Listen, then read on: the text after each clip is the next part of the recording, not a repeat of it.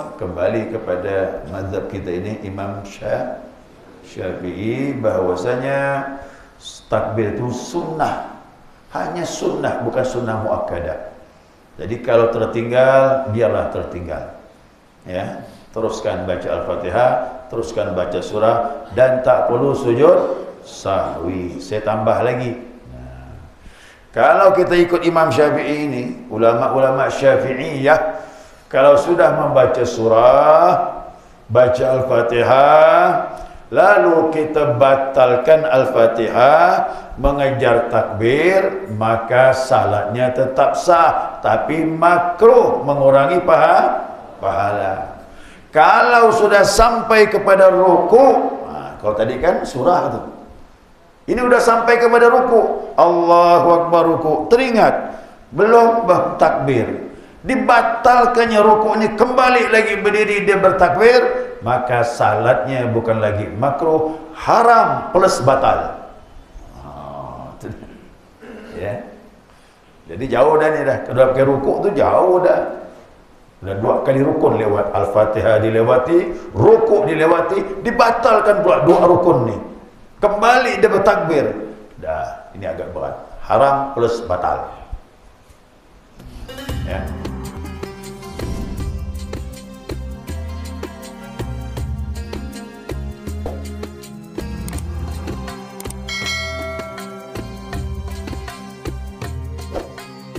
An Abi Waqid atau Abi Waqid Al-Laythi radhiyallahu anhu qala, dari Abi Waqid Al-Laythi Allah ridha kepadanya telah berkata, kana Rasulullah sallallahu alaihi wasallam yaqra'u fil fitri wal adha. Adanya Rasulullah ia membaca di dalam salat Idul Fitri dan Idul Adha biqaf waqtarabat. Membaca surah Qaf dan surah waqtarabat. Surah waqtarabat ni surah Al-Qamar. Ya, surah Al-Qamar.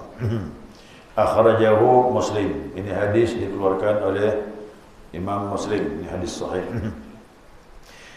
Ya, sebelum saya lanjutkan ini mengenai surah saja nih ya, mengenai surah. Namun saya ingatkan kembali, kemarin ada tambahan sedikitnya mengenai takbir. Ya. Salat Id takbirnya rakaat pertama berapa kali? 7. Rakaat yang kedua 5 kali. 7 takbir berarti berapa kali tasbih? 6. Rakaat kedua 5 kali takbir, berapa tasbih? 4. Nah, sekarang hukum takbirnya ini, ya, ulama khilaf mengenai hukum takbirnya itu bagaimana kalau ditinggalkan. Ya, itu hukumnya. Nah, sekarang kita lihat ini ya, ini kesimpulan nih. Ada tambahan sedikit pembahasan yang lalu. Jadi hukum takbir itu kata ulama sunnatun, sunnatun indal jumhur. Menurut jumhur ulama artinya mayoritas, ya. Tidaklah semuanya tapi mayoritas berpendapat bahwasanya takbir salat itu yang rakaat pertama 7 kali, rakaat yang kedua itu 5 kali, di luar dari takbiratul ihram dan takbir intiqal, bersih itu ya. Nah, itu adalah hukumnya sunnah. Ya, hukumnya sunnah. Jadi tidak wajib menurut jumhur. Ada yang berpendapat wajib cuma Imam Abu Hanifah. Ya. Imam Abu Hanifah itu Imam Hanafi. Nah, beliau berpendapat takbir itu wajib. Dikatakan berdosa bagi orang yang salat apabila meninggalkan dengan sengaja. Agak keras hukumnya ini. Jadi kalau orang meninggalkan dengan sengaja, hukumnya berdosa. Nah, apabila meninggalkannya tadi atau sebagian karena lupa, bagaimana hukumnya? Nah, ya. Apabila sebagian, artinya kadangkala dia tu rakaat pertama ingat, rakaat kedua lupa, kebanyakan gitu. Ya, kebanyakan salat Id itu rakaat pertamanya betul 7 kali, rakaat keduanya langsung baca Al-Fatihah. Nah, gimana hukumnya? Ini biasanya lupa kan? Kan lupa itu. Nah, berkata Imam Syafi'i dan Imam Hambali, pandangan beliau ini keduanya sama, ya. Dibilang apa? Idza tarakahu hatta faragha min al-qira'ah la ya'ud, ya la ya'uda ilaihi wa la yasjudu lis-sahwi. Apabila meninggalkan takbir tersebut sampai selesai bacaan Al-Quran, baik Al-Fatihah maupun surah, maka jangan dia kembali. Jangan sampai Al-Fatihah dibatalkan. Nah, ya. Jangan lagi kembali dibatalkan Al-Fatihah, dibatalkan surah untuk mengejar takbir. Kenapa? Karena takbir itu hukumnya hanya sunnah, sedangkan Al-Fatihah hukumnya itu bedakan. Jadi salat ni saya tanya jemaah, saya tidak pakai takbir, sunnah kan hukumnya? Kalau sunnah ditinggalkan batal kan? Tidak. Tapi kalau Al-Fatihah ditinggalkan, itu hukumnya tu. Jadi akibat hukum tidak dulu.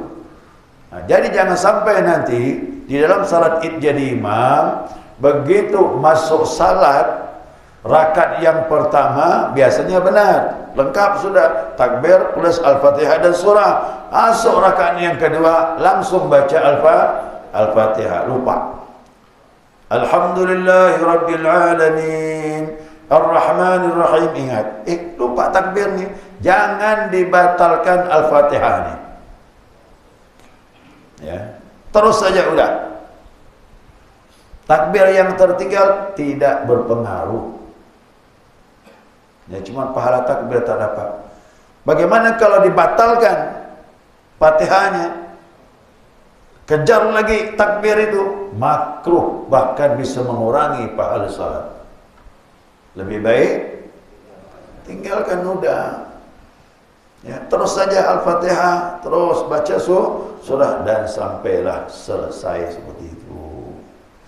Wala yasjudu lis-sahwi, dan tak perlu sujud sahwi.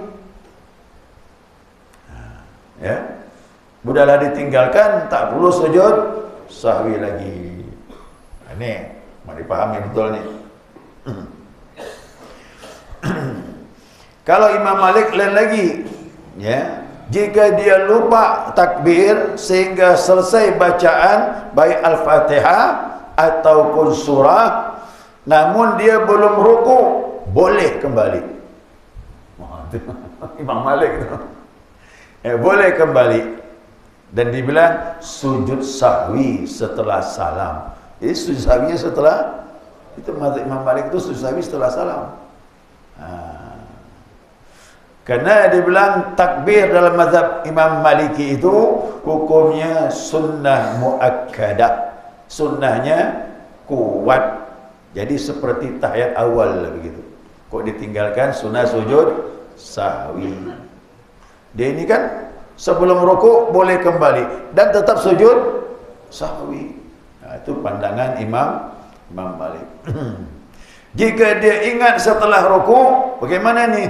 Nah, waktu rukuk teringat, udah rukuk, bukan lagi baca surah ini. Udah rukuk nih, teringat. Lupa tadi takbir ini. Salatnya terus dilanjutkan. Ya. Salatnya terus dilanjutkan, tapi tetap sujud sahwi. Nah, dia doanya begitu deh. Tapi ini sekadar pengetahuan saja. Ternyata dalam mazhab itu ada perbedaan pandangan.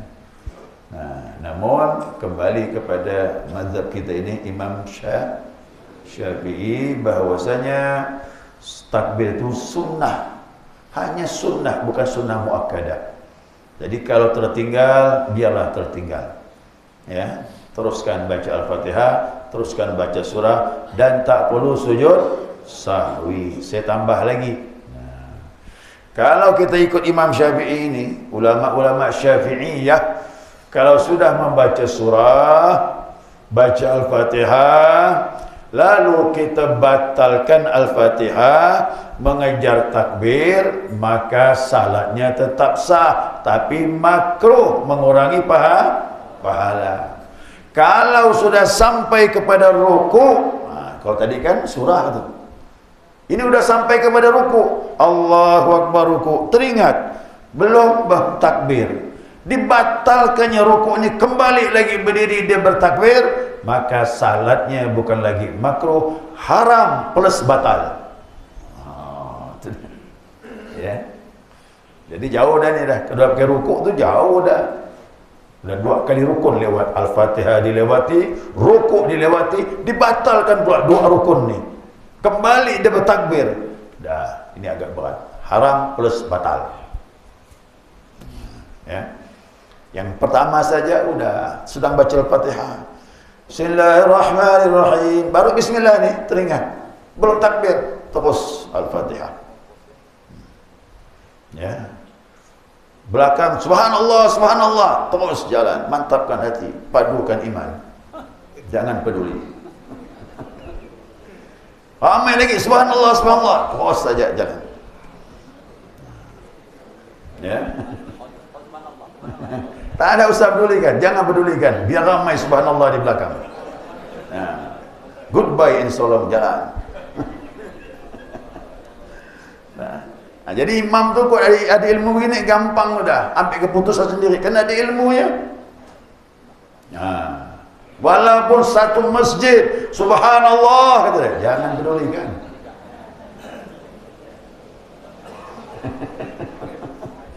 Faham tak?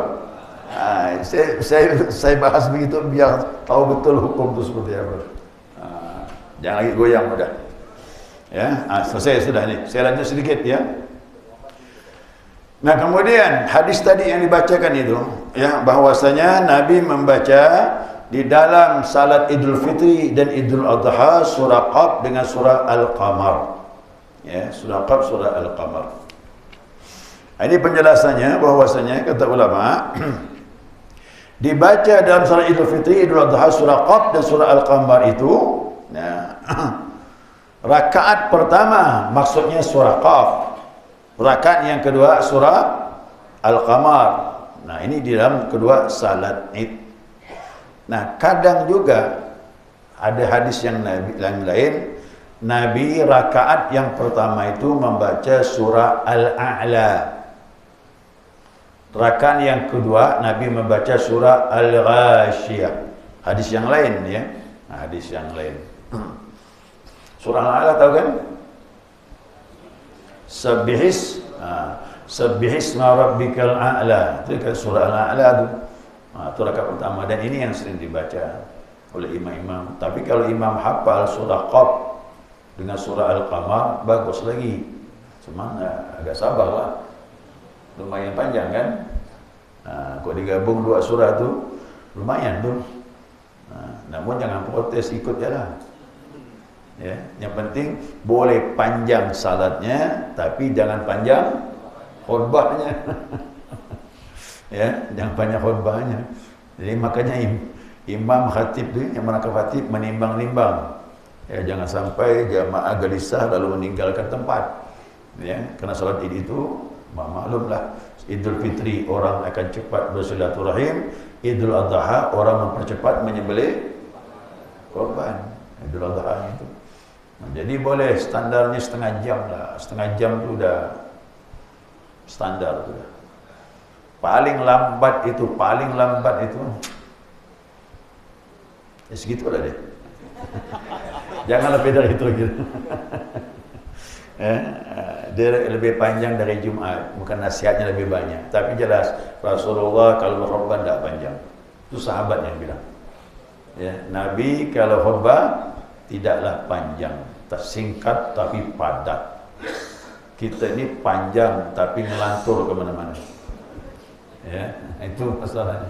Nasihat itu tepat sasaran, biar singkat, lebih memuaskan. Ya, saya dulu saya punya ipar itu, beliau kalau ceramah tidak lama. Ya, setengah jam itu dah paling lama itu. Pernah sekali pernah 40 menit. Itu termasuk jarang betul. Berarti mungkin ada petunjuk kali tambahnya. Tapi kalau ceramah beliau tausiah maulid ke Isra Mi'raj ke setengah jam. Setengah jam. Jadi lagi asyik-asyik dengar tu, tengah enak-enaknya mendengar, diputuskan. Itu Allah singkat benar tuan-tuan. Saya tanya, orang tu kan lu lagi asik-asik ente jelaskan tu, ente putuskan pula. Itu yang bagus. Daripada orang dah jenuh bawa berhenti tak nyaman begitu. Kerana dia bilang dia buka hadis Rasulullah kalau menyampaikan pesan-pesan agama tak pernah panjang. Ya. Nah, dan juga jangan terlalu pendek juga. Ya, 10 menit tutup selesai, itu baru mukadimah. Ya kan? Baru mukadimah. Tapi kalau khutbah boleh 15 menit sama khutbah yang kedua. Ya, kemudian hukumnya apa yang ditimbulkan daripada hadis ini? Ya, mengenai surah ini. Pertama, al-jahru bil qiraati fi salatil idain. Jadi salat Id sama dengan Jumat, bacaannya dikeraskan.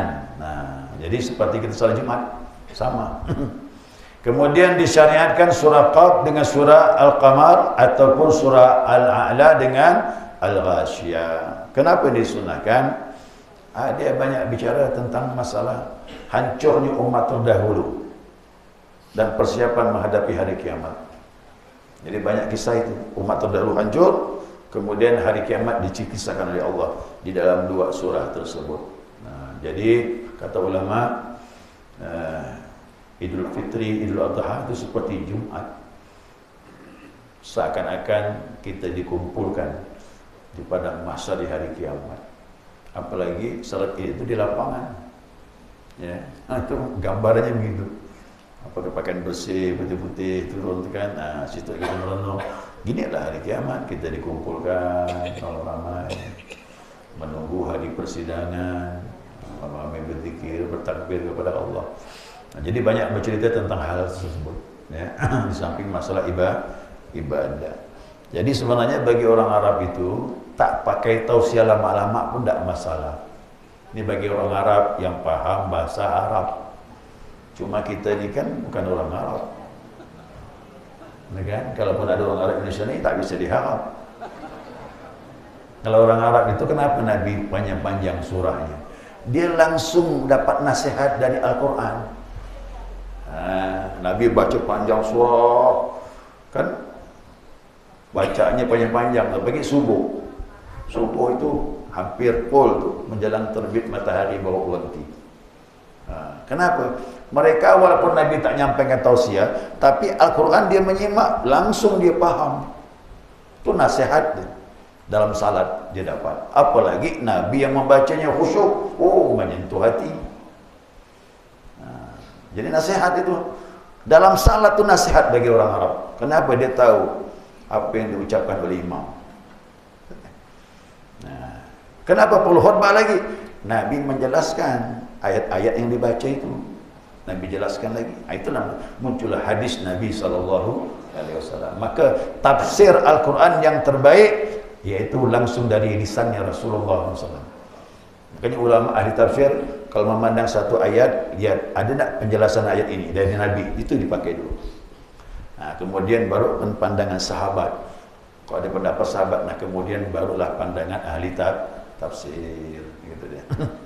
Ya, segera cukup nih ya, mudah dapat dipahami sedikit saja, singkat. Ya, untuk selanjutnya silakan jamaah mudzakarah.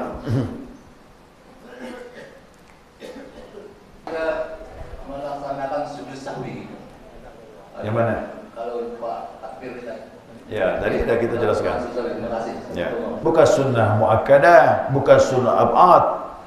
Nah, yang berbeda dengan pandangan Imam Malik. Nah, Imam Syafi'i menganggap itu sunnah saja. Bahkan nih, bahkan kemarin sudah jelaskan.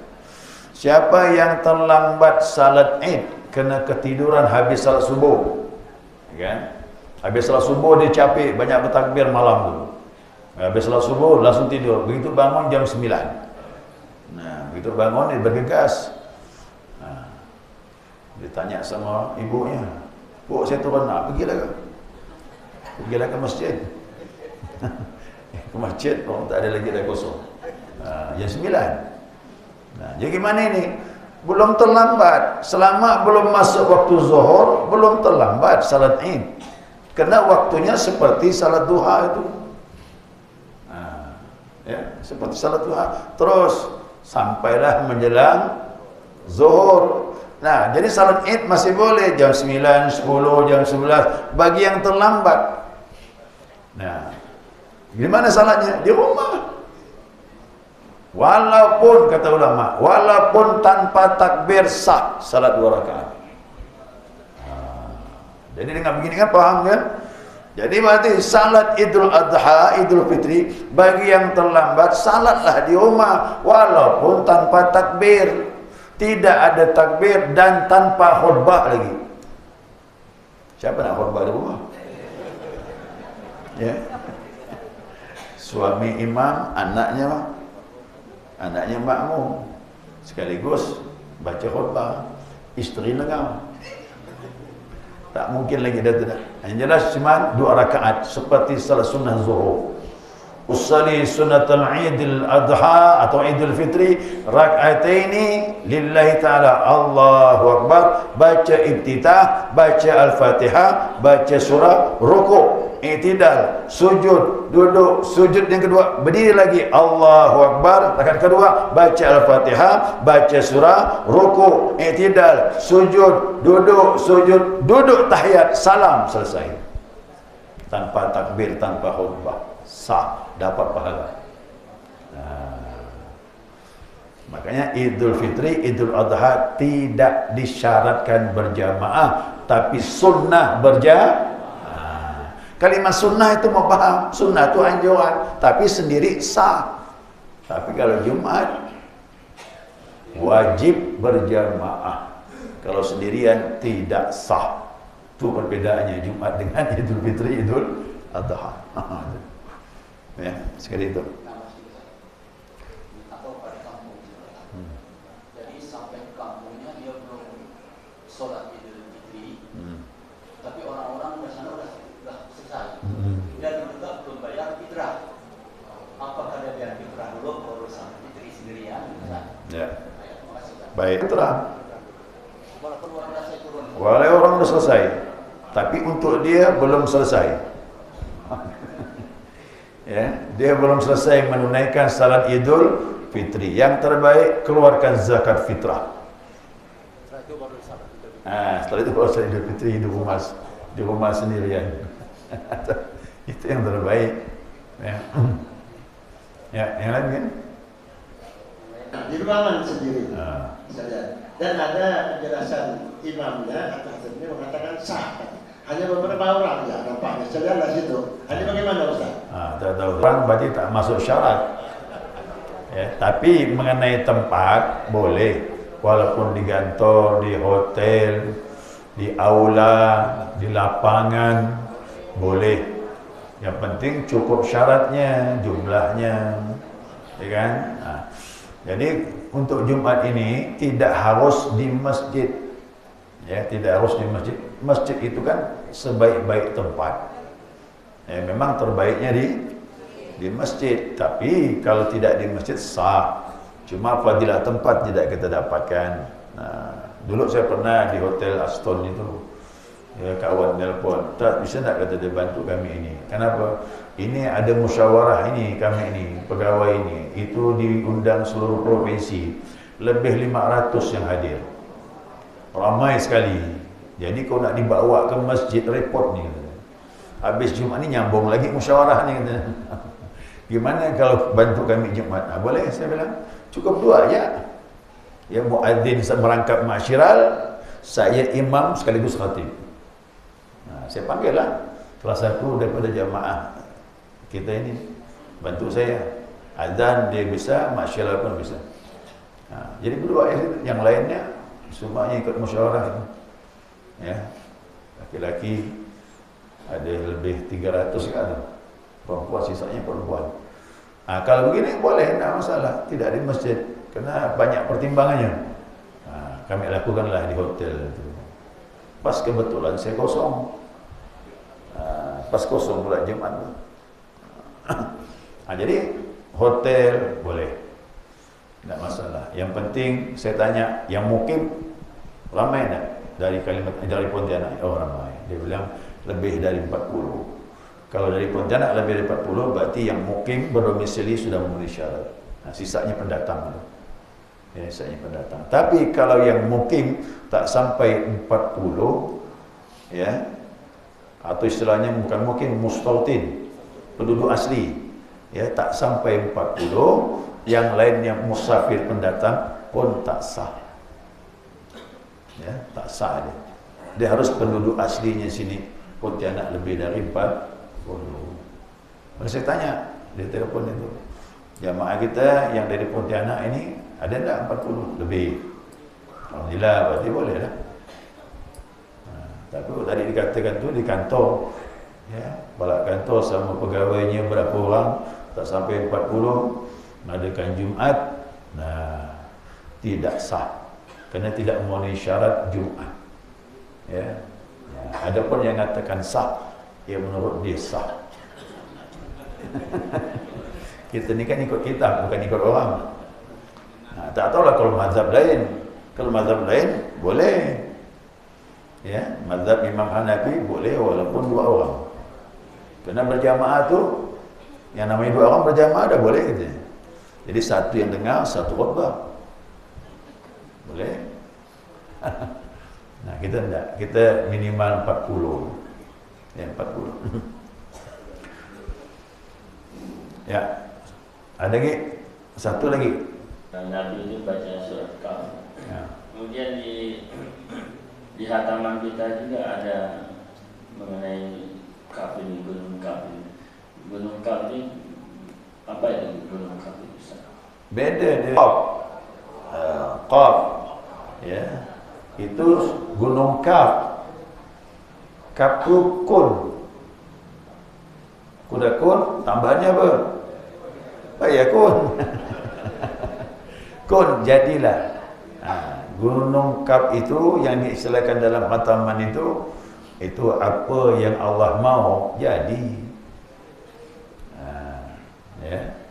Makanya Allah menciptakan alam ini dengan huruf Kahf, kun. Ya, ada yang katakan Kahf dengan nun, kun fayakun. Nah, itu jadi istilah bahasa isyarat lah tu. Ya, guru-guru yang faham tu. Cuma kita ngamalkan sajalah. Nah, ada pun surah Qaf itu lain. Qaf itu huruf isyarat. Huruf isyarat ini sulit kita untuk memahami kerana itu hanya Allah yang tahu. Adapun ulama itu memang mencari-cari tahu, tapi ya, mereka pun tak berani juga secara gamblang. Ya, cuma beritahu bahwasanya Qaf itu adalah huruf isyarat. Kalau kita buka ahli tafsir tu, Qaf, apa tafsirnya? Allahu a'lamu bimuradi. Allah lah yang lebih tahu maksudnya. Udahlah, tak berani kita. Ya kan? Nah, cuman kalau ulama ahli tasawuf, para wali itu kadang diberitahu langsung oleh Allah melalui ilmu laduni. Nah, makanya huruf Yasin diartikan ya, sin. Ya itu munada, wahai, sin, sir, wahai rahasia Allah. Begitu orang tafsir. Siapa tu? Maksudnya Nabi Muhammad SAW. Nabi Muhammad itu rahasia Allah di muka bumi. Ya, wakil Allah di muka bumi Rasulullah SAW. Kemudian siapa? Warathatul anbiya, itu para wali. Nabi meninggal tapi pewarisnya masih ada, para wali itu. Dia yang banyak tahu tentang hal-hal yang sifatnya rahasia. Itu pun tak boleh diungkapkan. Diungkapkan bukan rahasia lagi. Ya. Ada rahasia diungkapkan? Tak boleh. Nama rahasia dijaga. Kok diungkapkan? Nah, bukan lagi rahasia. Tapi orang-orang itu memang dia pandai menyimpannya. Para wali itu pandai menyimpan ilmu Allah. Kalau mau disampaikan, lihat orang-orang ini tak bisa paham dah ni, bawa sampaikan, padahal tak boleh. Kalau mengumbar rahasia Allah, hukumnya haram, disepakati ulama. Saya pun kalau ngomong sama orang yang tak bisa paham, saya ungkapkan hal-hal yang berlebihan sehingga membingungkan orang yang mendengar, haram juga hukumnya. Makanya fitnah-fitnah itu terjadi bagi orang awam. Orang awam tu cerita fitnah muncul dia. Tapi bagi orang yang tahu rahasia Allah, banyak diam. Makanya banyak diam tu bagus, emas. Banyak ngomong, banyak ngomong tu besi berkarat. Kalau emas kan berharga, simpan tempat yang betul, tak sembarangan. Cuba bapak ibu punya emas, tahulah di teras rumah. Permata itu disimpan dengan tempat yang bagus. Kasihkan yang memang ahlinya. Suami kasih isteri emas, bagus nak tu. Ibu-ibu jawab tu bagus. Ya, kenapa? Karena suami tahu isteri ini suka emas dan suami sayang dengan isteri. Betul tak? Gitulah wali Allah. Wali Allah tu tahu mana emas, mana tembaga, mana perak. Dan Allah sayang sama dia, maka Allah kasih. Itu Allah sayang sama dia, maka Allah kasih rahsia itu. Yang Allah belum sayang, belumlah, ibadah saja. Sabarlah. Itu rahsia Allah. Kalau diungkapkan, tak boleh. Itu sudah disepakati oleh para ulama. Termasuklah huruf-huruf isyarat itu. Kaf, ha, ya, ain, sad, ha, mim, ain, sin, qaf. Itu huruf-huruf isyarat. Ya, ha, mim, berapa banyak ha, mim tu? Itu para wali tahu semua itu. Cuma dia tak mengungkapkan. Ya, tahu semua. Tapi ahli tafsir tak berani dia. Tetap tu huruf isyarat dikatakan Allahu a'lamu bi muradi. Hanya Allah lah yang tahu maksudnya. Selesai. Baik, kajian kita pun selesai juga. Ya, subhanakallahumma wa bihamdika asyhadu an la ilaha illa anta astaghfiruka wa atubu ilaik. Allahumma shalli ala Muhammad.